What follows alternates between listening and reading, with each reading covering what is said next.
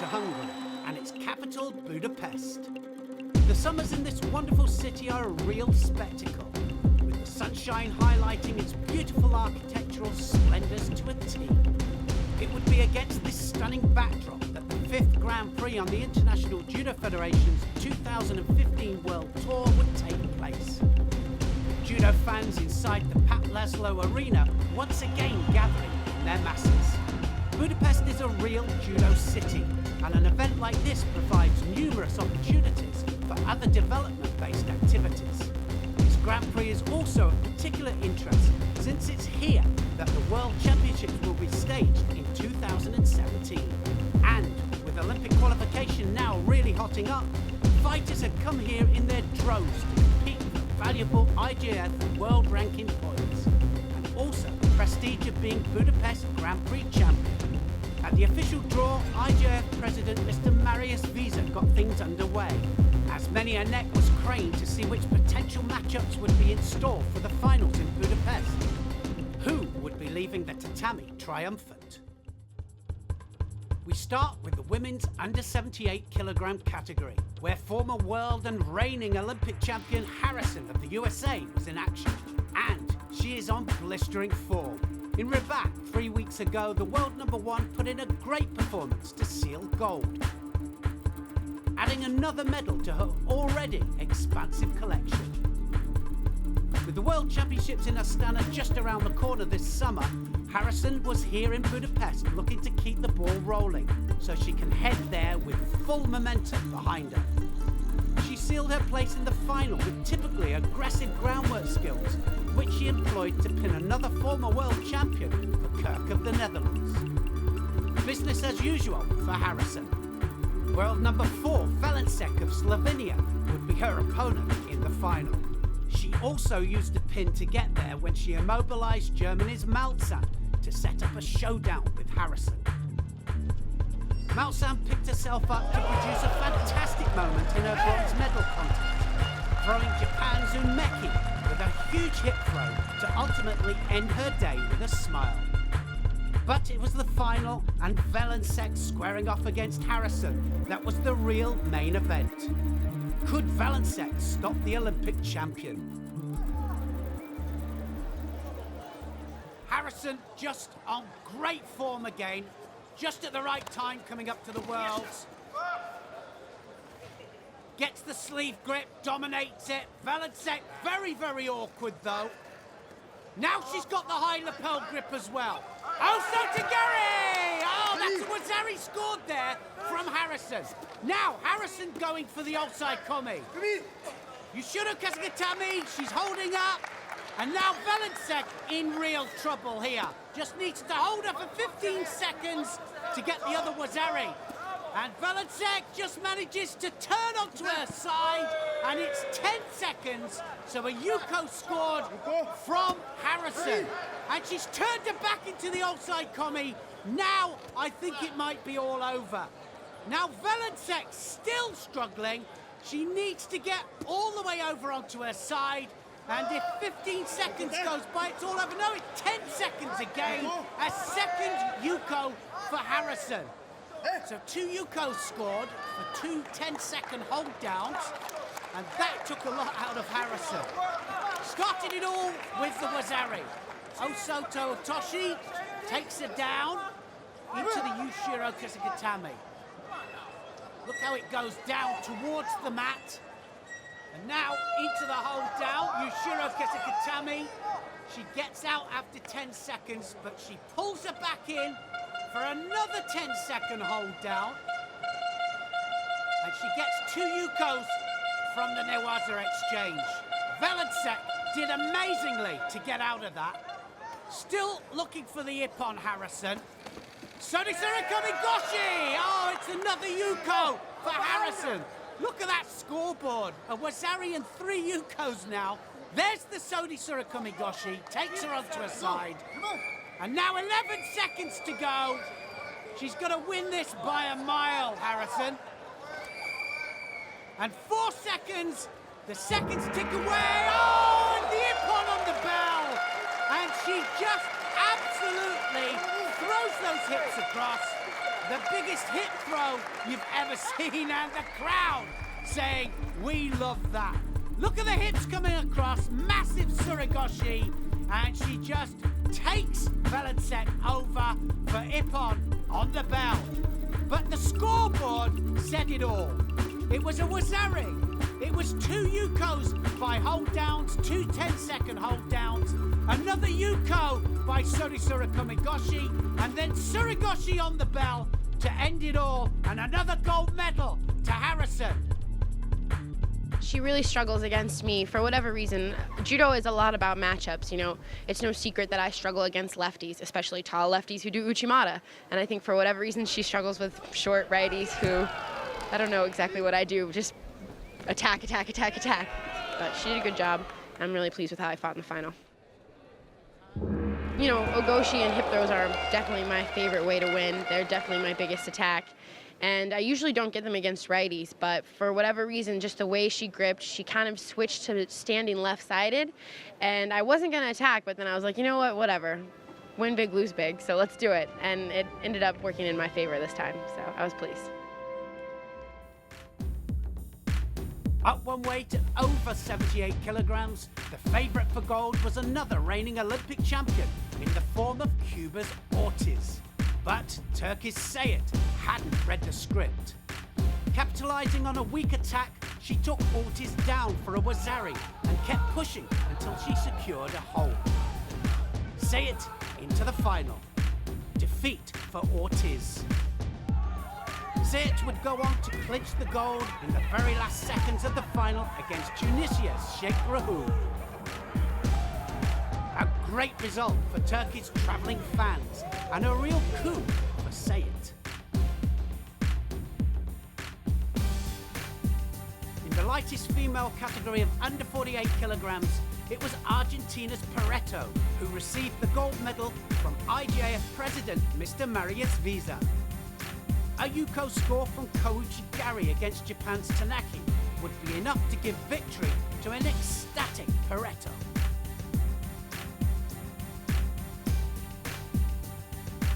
At under 52 kilograms, it was a German double act in the final, in which Cray saw off her compatriot Ertl with a Yuko to take the gold medal and 300 valuable ranking points. Moving up the female weights at under 57 kilograms, there was an opportunity for Lien to win a first World Tour gold for Chinese Taipei, when she squared off against Germany's Vactor in the final.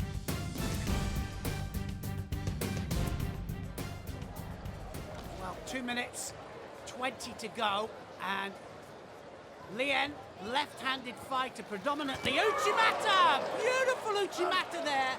And it was an overthrow, but a Wazari scored. Vactor, well, didn't know where that came from. She set up the line for the Uchimata, and she got a bit of a spin on it as well. That's why the overthrow. But a beautiful Uchimata there, and the German is down. Now 30 seconds to go. Oh, Uchigari this time, scores a Yuko. Lien, can she get the first ever Grand Prix gold medal for Chinese Taipei? Beautiful stuff here. And Lien is definitely going to win the first gold medal for Chinese Taipei. And, well, World Championships just round the corner. It's her ambition to become a world champion, first ever for Chinese Taipei. And on this kind of form, well, who knows? She's got a long way still to go, but, well, first gold medal for Chinese Taipei, and the first of many. Let's just hope she can achieve her dream.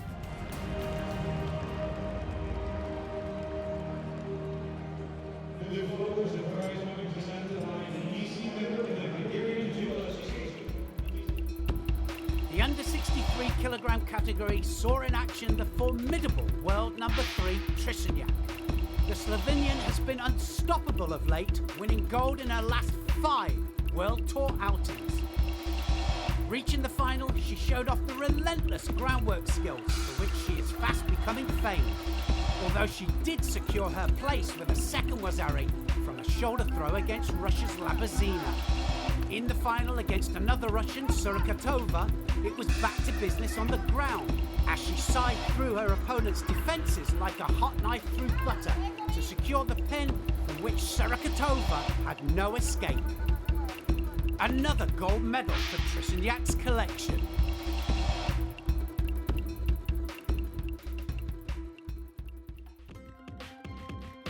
The under-70 kilogram final saw Germany's Dietrich taking on a World Tour final debutant in Spain's Bernabeu.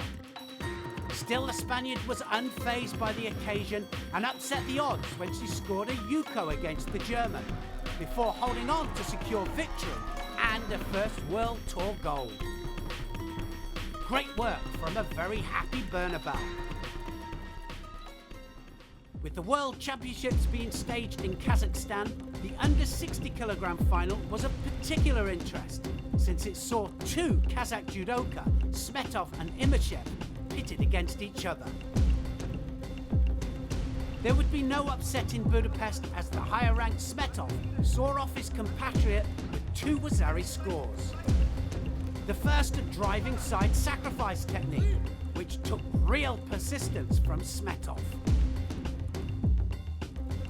And the second, a lightning-fast Kouchigari foot sweep.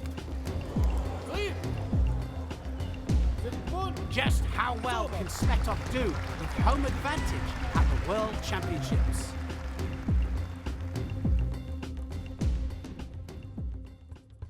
And up one weight to under 66 kilograms, there was another chance for the Kazakh national anthem to be heard as Smagolov came through the pack to take gold.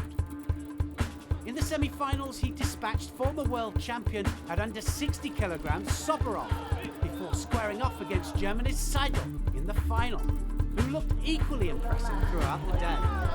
There would be no big moment to separate the two fighters. Smagolov's superior attack rate was clear to see as he earned the win on penalty points to become another dark horse at the World Championships on home soil. But the man capturing the eyes of world judo fans was Galstien. The reigning Olympic champion at under 60 kilograms hasn't been seen much since his gold medal win in London 3 years ago, but was in action again here in Budapest at the higher weight, looking back to his best. The Russian suffered defeat at the hands of Seidel, but would be fighting for bronze against the well-established Larosse of France. How would he get on? Galstien in blue. Beautiful Tayatoshi. Oh, that was an overthrow. Well, it was Seatoshi, wasn't it? It was on the knee. But beautiful stuff there from the Olympic champion at 60 kilograms. Fighting at the higher weight, but really handling it well. Left-handed against right again.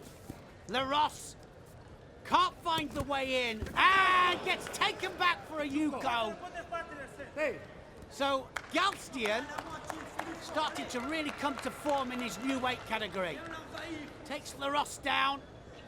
Didn't quite get the balance right, did he? But Galstien quick to pounce. Takes him backwards. And that's the thing about the Russian. He is such an opportune judo player. 17 seconds left then. And there it is. It's all over. Beautiful stuff from Galstien. Dropped down Cianagi, and Larosse knew it was all over. Dropped right the way underneath him there, Cianagi, and Larosse holds his head. It was really, really tight. The drive off the back leg was fantastic. It was very, very deep as well. And Galstien finishes it off in style. The under 81 kilogram category in Budapest was dominated by one fighter from Uzbekistan. His name was Imamov. The Uzbek was on fire all day in Budapest. His first victim, home favourite Attila Ungvari.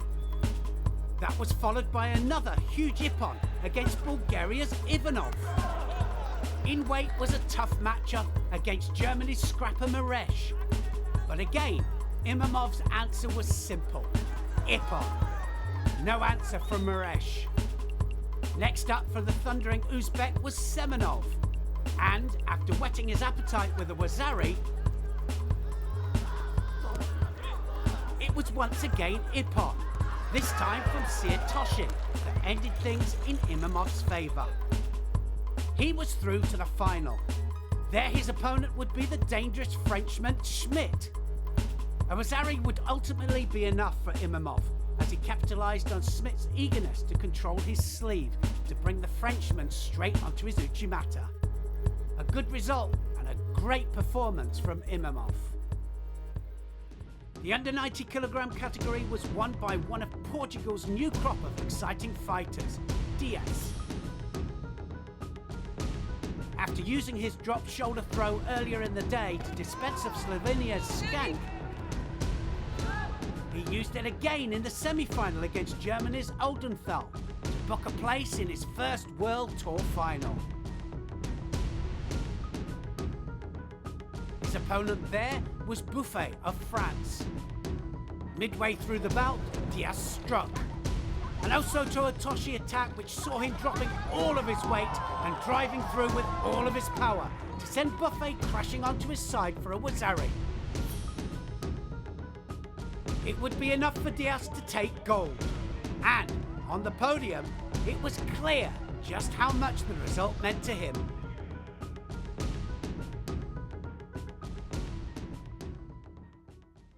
The semi-final of the under 100 kilogram category saw a dramatic last-minute twist. Egypt's Darwish was behind in the match to Russia's Bezaltanov by a Yuko, and inside the last 10 seconds of the contest, gave everything to get the win. Uchimata and Ippon for Darwish. He'd done it and was into the final. Zoltanov would have to fight for bronze. Well, Zoltanov really got something to prove here. Disappointed with his semi-final match against Darwish. But 2 Yukos ahead here. Oh, look at that! That was a beautiful, well, what was it? Taniotoshi or Renagi combination. And Bezaltanov, big smile on his face this time. Whoa. And he rescues a bit of pride. It was a poor attack from Kumrik, but Bezaltanov really took advantage of that poor attack. Look at the control of the back, and he just places him on his back. It really was. It was Uranagi, actually, and he takes him backwards to win the bronze medal for Russia. Vindication for Bezaltanov. Peters of Germany, the world number 4, would take on Darwish in a lackluster final which saw the Egyptian gain the ascendancy on penalty points and ultimately take the win. A good day's work for Darwish.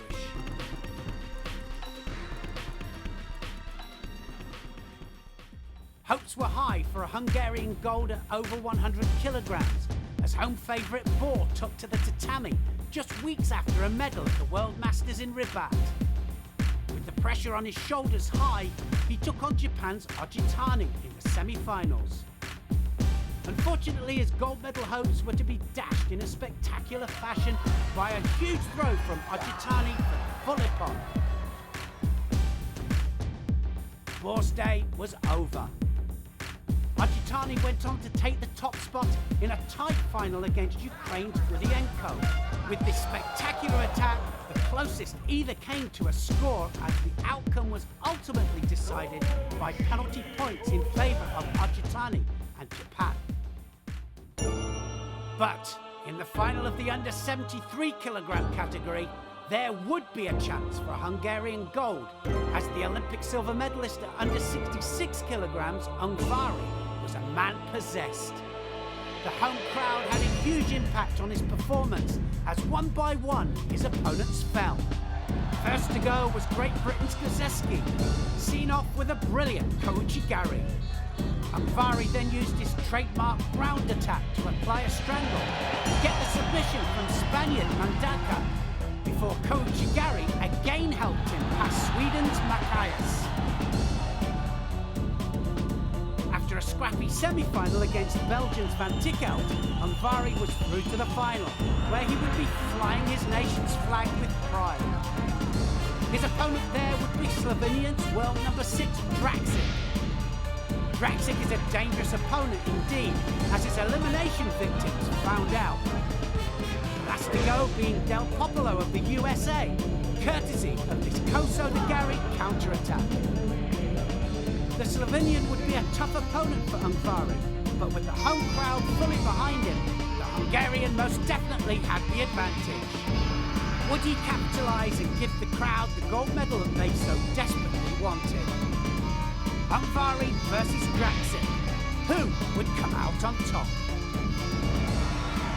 Ungvari then, in front of his home crowd, Olympic silver medalist at under 66 kilograms against Draxic of Slovenia. And Ungvari has really risen to this crowd. Today he has been magnificent. Can he win their first gold medal? Ungvari in blue, Draxic in white. The crowd loving this and really behind him. We've seen a variety of different techniques from Ungvari, from newaza, tachiwaza. Transition has been great as well. He's got the sleeve, but he's also got Draxic on the end of his arms. Drop Sianagi from Draxic. It was a nice drop Sianagi as well, very opportune, and he does well to avoid going onto his side. Well, the coaches shouting their encouragement between mates. Ungvari just ahead here. Draxic has 2 penalties, Ungvari 1. Oh, he's taken him back now though, and he gets the Yuko. Draxic made a mistake. He didn't go in strong with that Sianag. Now what's going to happen here? He's got the shimiwaza and he cranks him over into the Tachi Shiokatami.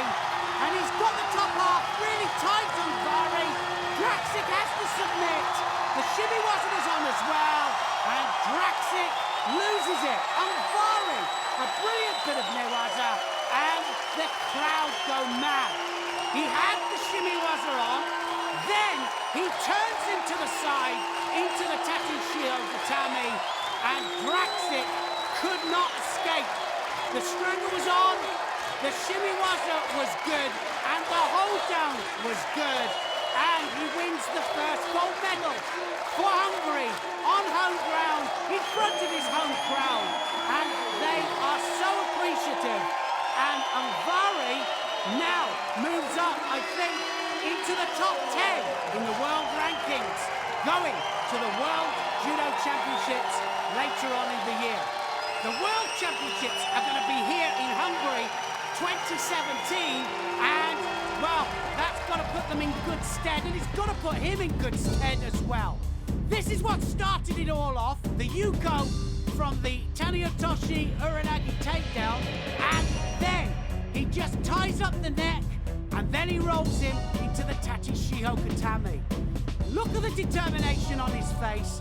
Look at the turnover, and you can see that he's in trouble there. Draxic is in trouble, and in the end, he has to submit. This has been an amazing event here in Hungary, and the home crowd wanted a gold medal. Now they've got it. Ungvari wins the gold medal in the under 73 kilograms. He is a gentleman, Ungvari, and he is a role model to all these kids. And these kids will be trying to be just like him, our winner.